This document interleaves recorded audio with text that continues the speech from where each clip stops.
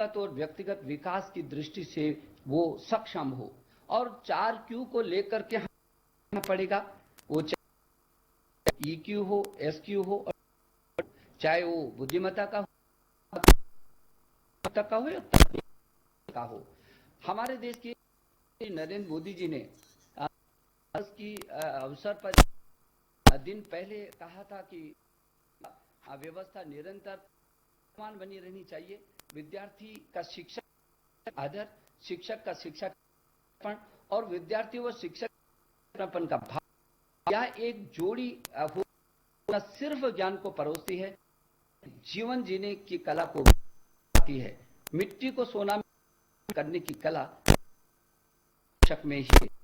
शिक्षक हर जवाब नहीं सिखाता, अपितु हर पूछना भी सिखाता और उन सवालों का जवाब देना भी सिखाता। ऐसी सोच को आगे ले जाने का आदरणीय प्रधानमंत्री जी ने हमें शिक्षा नीति में दिया है, जिस सिखाती है मिट्टी को सोना में परिवर्तित करने की कला सिर्फ और सिर्फ शिक्षक में ही है। अच्छा शिक्षक हर जवाब अच्छा देना ही नहीं सिखाता, अपितु हर अच्छा सवाल पूछना भी सिखाता और उन सवालों का जवाब और हल करना भी सिखाता है।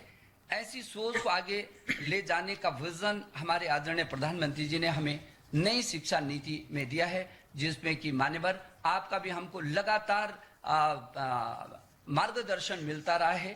हमारी नई शिक्षा नीति जीवन मूल्यों की आधारशिला पर खड़े होकर ज्ञान, विज्ञान, अनुसंधान, नवाचार के माध्यम से भारत को दुनिया में ज्ञान की महाशक्ति बनाएगी, और यह रास्ता शिक्षकों से ही होकर के गुजरता है। मान्यवर मुझे ये भी कहना है कि हमारे जो शिक्षक हैं उन्होंने कोरोना काल में एक योद्धा की तरह काम किया है। मैं उनको भी अभिनंदित करना चाहता हूं। और अब जबकि 21वीं सदी के स्वर्णिम भारत की ओर स्वच्छ भारत, स्वस्थ भारत, सशक्त भारत, समृद्ध भारत, आत्मनिर्भर भारत और श्रेष्ठ भारत को इस नई शिक्षा की नीति के माध्यम से हम इस देश को ज्ञान की महाशक्ति बनाएंगे। ऐसे अवसर पर आपने तमाम व्यस्तताओं के बाद भी आज हमारे अध्यापक गण के आप हमेशा और हमेशा हम पर कृपा करते रहे हैं। आपने समय निकाल करके हमको आशीर्वाद दिया है, और आज आप फिर आपके हाथों से आज देश का शिक्षक सम्मानित हो रहा है। मैं इस अवसर पर आपका अभिनंदन करता हूं और शिक्षा परिवार शिक्षा मंत्रालय की ओर से गहराई से, हृदय की गहराइयों से आपका आभार प्रकट करता हूं। धन्यवाद। प्रेरक एवं सकारात्मक शब्दों के लिए माननीय मंत्री जी आपका धन्यवाद। आइए अब प्रत्येक पुरस्कार प्राप्त शिक्षकों की प्रेरणा एवं उपलब्धियों पर आधारित चलचित्रों को देखें। शिक्षक दिवस के मौके पर उत्तर प्रदेश छिंदवाड़ा के सरकारी उच्चतर माध्यमिक विद्यालय खिरसाडोह के अध्यापक मोहम्मद शाहिद अंसारी, जो बच्चों को पिछले 14 वर्षों से गणित पढ़ा रहे हैं, उन्होंने एक सोलर रोशनी से चलने वाला प्रोजेक्टर भी बनाया है, जिससे बच्चे स्कूल में शैक्षिक वीडियो देख सकते हैं। राष्ट्र जिन्हें आज कर रहा है सलाम। मोहम्मद शाहिद अंसारी को बतौर शिक्षक राष्ट्रीय पुरस्कार से सम्मानित किया जाता है। जिला उत्तर पश्चिम प्रदेश दिल्ली, और ये हैं यहाँ की माउंट आबू पब्लिक स्कूल की प्रिंसिपल श्रीमती ज्योति अरोड़ा। इन्होंने स्कूल में जॉयफुल लर्निंग का माहौल तैयार करते हुए कम्युनिटी, पेरेंट्स और टीचर्स को रचनात्मक तरीके से शामिल किया है। शिक्षा जितनी ज्यादा इंटीग्रेटेड होगी, लर्निंग उतनी ही ज्यादा इम्पैक्टफुल होगी। श्रीमती ज्योति अरोड़ा को बतौर शिक्षक राष्ट्रीय पुरस्कार से सम्मानित किया जाता है।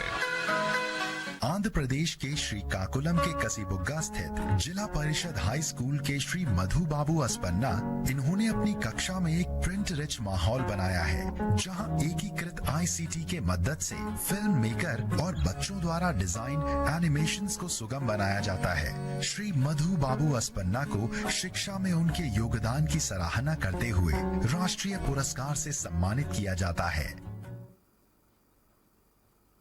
तमिलनाडु के चेन्नई जिले के अशोकनगर स्थित government girls higher secondary school की headmistress Sushri Saraswati RC ने अपने स्कूल के शिक्षण के स्तर को बेहतर और प्रभावशाली बनाने के लिए कड़ी मेहनत की। सुश्री सरस्वती आरसी को एक सुप्रबंधित स्कूल के संचालन और छात्रों का प्रोत्साहन कर उच्च माध्यमिक परीक्षाओं में उत्कृष्ट परिणाम हासिल करने के लिए भारत सरकार राष्ट्रीय पुरस्कार से सम्मानित करता है।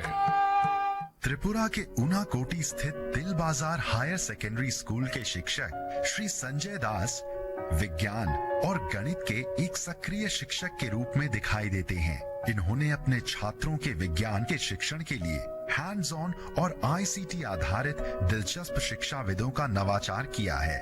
श्री संजय दास को दूर दराज के बच्चों तक शिक्षा पहुंचाने के लिए राष्ट्रीय पुरस्कार से सम्मानित किया जाता है।